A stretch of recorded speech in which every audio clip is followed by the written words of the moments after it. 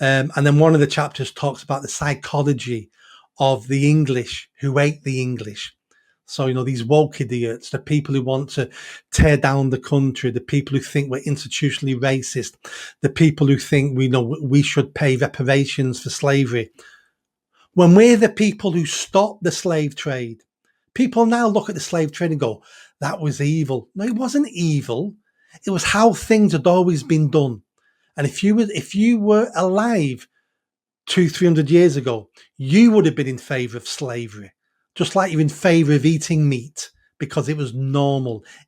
It took some special people to be able to see beyond tradition and the evil humans can do, to see beyond that and go, no, we're going to change this, and we're going to have to convince the world that slavery is wrong. And then once we stop slavery, what did the British have to do? We bought the freedom of every slave in the British Empire, and we had to get a loan out for that. And that loan was only finished paying in 2015. Me and you helped pay that loan with our taxes. So we owe slaves nothing. The descendant slaves nothing. I tell you who do owe slaves something: Africans. It was Africans who went round enslaving their neighbours, raiding other countries and enslaving those people. Virtually every single slave on the transatlantic slave trade was captured and enslaved and sold by a black African. It was the British who ended slavery. So the book is really an explanation of why we're hated.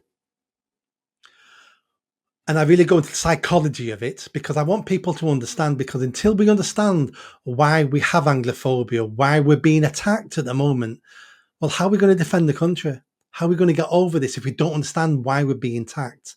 Well, why we're being attacked? So it's a book I wanted to write. And I think people are really going to enjoy it because there's nothing else. No one else has covered this topic the way I've covered this topic.